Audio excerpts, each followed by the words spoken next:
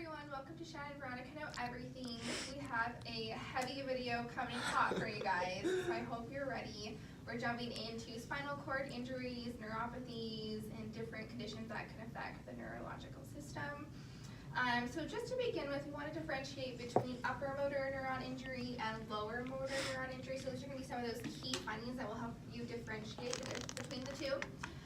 So upper motor neuron injury, you're going to have an increase in tone as well as reflexes.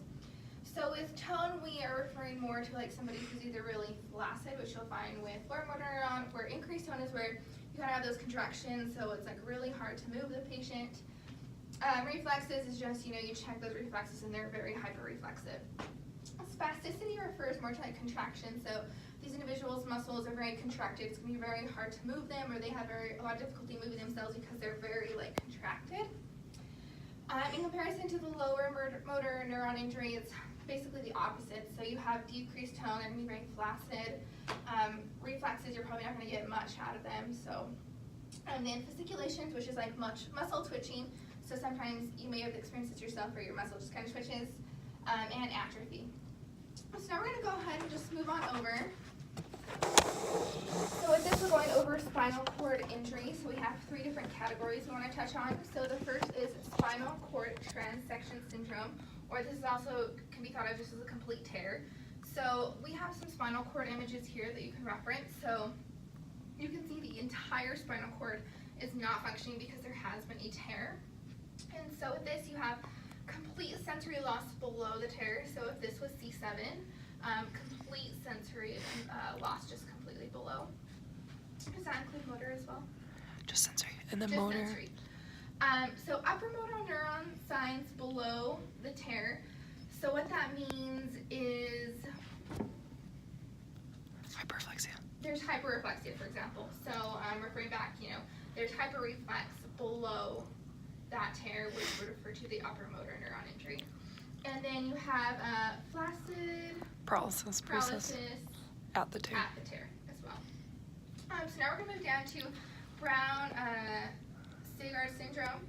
So this is ipsilateral DCML and motor loss, as well as contralateral ALS. So coming over to this image, when we refer to the ipsilateral portion, if you think about your DCML motor, it's only affecting partial, so this other side is actually working.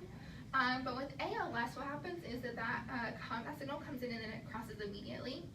So therefore it's contralateral because it cannot come over to this side. And so now going over anterior spinal artery / cord syndrome. This only affects ALS. So you can see that the DCML, that's totally fine and functioning. And again, the ALS is going to cross, and you can see that if this lower aspect is affected, there's no way that that's going to function because it can't cross. And so this is going to be paraplegic below the lesion. So again, if you refer to like C7, anything below is not going to be functioning with ALS. So here's a nice image. I can only feel vibration proprioception below this lesion. So yeah, not feeling anything below. So we're going to move over, jump into a few different categories. So we have myelopathy. So do not get this confused with myopathy. So myopathy, M-Y-O, that's muscle. Myel, M-Y-E-L, that refers to a spinal cord disease. So this is going to only affect the upper motor neuron.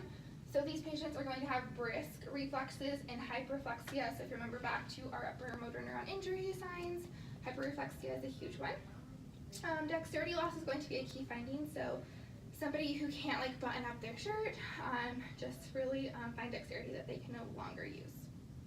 So decreased finger abduction, this is referring specifically to a cervical myelopathy. So that can be important for a vignette. And then abnormal tandem gait. So think about DCML proprioception. So now moving down to axial back pain. So this is just like your typical back pain. This individual is not going to have any numbness or tingling associated to it. And then lumbar stenosis. So this is neurogenic claudication. You'll find that these patients will be better within minutes if they stop doing activity. So that can be a good sign in regards to looking at a vignette. And it's low back pain, but it's not at the belt line. So it's typically a little bit lower. So now radiculopathy. So this is a pinched nerve pain and tingling along a dermatome. So you really want to make sure that you know your different dermatomes. That way you can differentiate between a radiculopathy or other things that are going on. It's only lower motor neuron. And common radix is kind of like the C5, C7 areas. You can think of like cervical pain or shoulder pain or scapular pain, sorry. And then also the L4 and L5 area is a common radic. So common causes, the majority are going to be mechanical causes. So you can think of like a herniated disc, degenerative disc disease, or an osteoarthritis. And then as far as diagnosis, an MRI is really helpful, plus or minus an EMG. So now looking over Quata-Quina syndrome, this is very fast. And it's bilateral weakness and bladder dysfunction. You also have numbness around the anus. So this is a really good way to distinguish this. It's called saddle numbness. So this is an individual looking at his backside, seeing that's his buttocks. And then the redness is the saddle numbness. So they have no sensation around the anus. So now we're going to jump into a different categories, and we'll have Shannon take over. So, Veronica did a beautiful job introducing upper and lower motor neurons, so always refer back to that, and then we hit some of the spinal cord conditions. So I'm just going to go through the rest of our neurologic conditions. So the next one is plexopathies. We have two major plexes in the body, the cervical plexus and the lumbar sacral plexus. So when a vignette describes patchy reduction of reflexes and reduced sensation in one area, start to think of plexopathies are kind of patchy because it's all the nerves and the plexus are affected. And then it's a deep, achy, burny pain, quick onset followed by motor and sensory loss about 1 to 2 weeks for plexopathies. So if it's our cervical plexus, we call that Parsonage-Turner, whereas if it's our lumbar plexus, it's usually due to diabetes, and we call that diabetic lumbosacral plexopathy, also known as diabetic lumbosacral radiculoplexus neuropathy, also known as diabetic amyotrophy. So moving on, we next have mononeuropathies. So with mononeuropathies, these are the typical things we think of when it's one nerve, generally a larger nerve. So the main one is going to be that you'll hear patients talk about all the time is carpal tunnel. So this is our median nerve, and it runs just through here, through our carpal tunnel, and then innervates digits 1, 2, and 3. So this is carpal tunnel, median with an N nerve. And then if you have kind of numbness tingling in digits 4 and 5, this is going to be ulnar neuropathy. Next we have peroneal neuropathy. Our peroneal nerve innervates our tibialis anterior, so if we can't do this dorsiflexion, then we get foot drop. So that's peroneal neuropathy.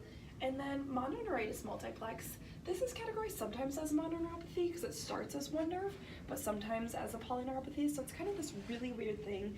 I struggled with it for a while. But basically it's little strokes of the nerve, so it comes from inflammation such as vasculitis. And a big thing to remember is that it can be from hepatitis or Epstein-Barr virus or different viruses, but really hepatitis, if you see that in the vignette, mononeuritis multiplex, you just have to remember that. And then another thing I drew this little guy, it helps me.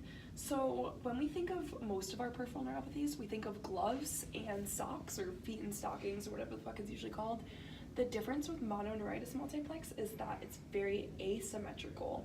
So you can see this guy's like his leg is affected, and then just his foot, then his whole hand, and then just a finger. That very asymmetrical is mononeuritis because the nerves are stroking out at different rates. So that was our mononeuropathies.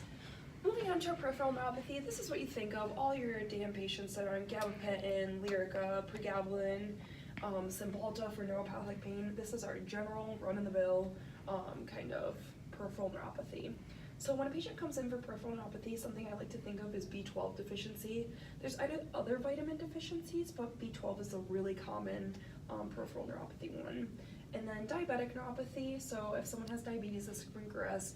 You always hear of the diabetic patients who come in and burn themselves in the bathtub. They have a lot of temperature loss associated with this.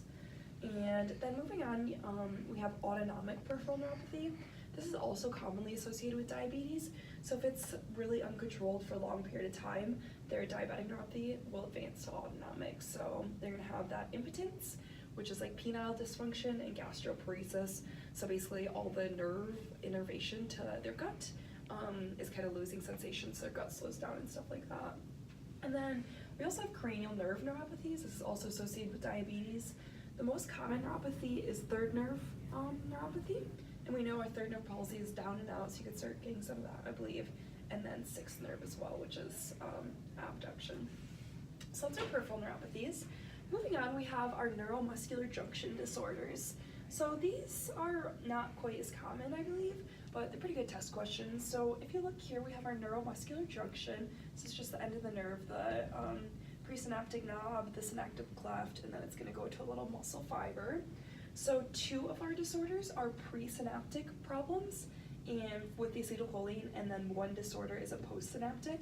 So I remember BLM, Bureau of Land Management. So the 2 presynaptic ones, Bureau of Land, is botulism and Lambert-Eaton. So botulism, this is something you get from like bad canned foods, or it can be used as like a war terror thing. You can mail people botulism or some shit like that. But the big thing, ptosis, and then it's going to progress to respiratory failure.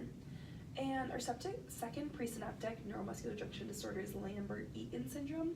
So I'm not super familiar with, but a big thing if there's a test question on Lambert-Eaton, you have to check the reflexes first and then check motor strength. Because the reason, I don't know why this is, but if you check their strength and then check the reflexes are going to be abnormal.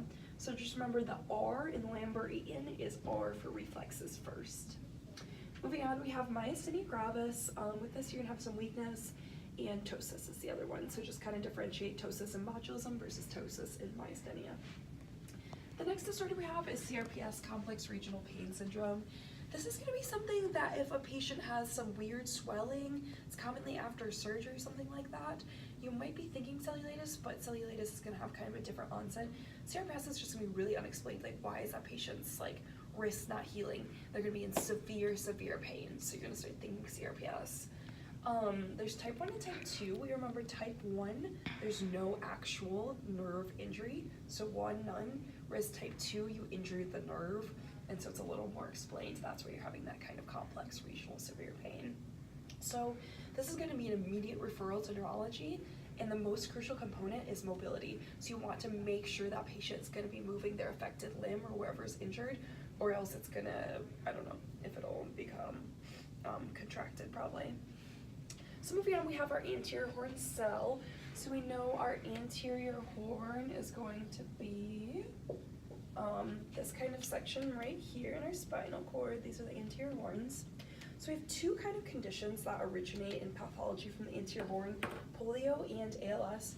Polio I won't speak to too much, it's very rare, but to know that that's where we have the inactivated poliovirus vaccine. And then ALS, this is known as Lou Gehrig's or amyotrophic lateral sclerosis. So amyotrophic, A means without, myo is muscle, and trophic is growth or nourishment. So basically you have no growth or nourishment to your muscles because you get upper motor neuron and lower motor neuron cell like nerve deaths. So both nerves are affected. The way I remember this is because and then ALS looks like and. So basically the upper motor neuron and lower motor neuron both affected, and this is very unique to ALS. So some of the upper motor neuron signs you can have, hyperactive reflexes. Some of the lower motor neuron signs you'll definitely have in ALS, atrophy, fasciculations. Patients will end up in a wheelchair and probably have a premature death if they have ALS. So it's very sad. And then you can also have bulbar ALS, so it can affect your speech and swallowing. So moving on to Guillain-Barré. Guillain-Barré is unique to all these other conditions. A lot of these are kind of progressive neurodegenerative. Guillain-Barré is just very whimsical and acute reaction. So a lot of times it's going to come if you have an infection of some sort. I think like that one enterovirus. I can't remember what it's called, but that'll predispose you. So essentially Guillain-Barré syndrome, the other name is AIDP, acute inflammatory demyelinating polyradicular neuropathy. So this is going to affect the nerve and the nerve root. It's going to be peripheral demyelination. So you kind of just have to remember that, GBS, peripheral demyelination, and then you already know a lot.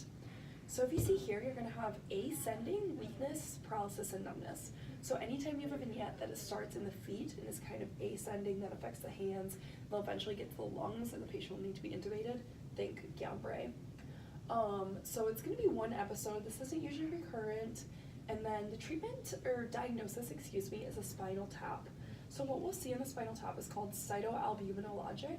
What that means is that you have elevated protein and normal white blood cells.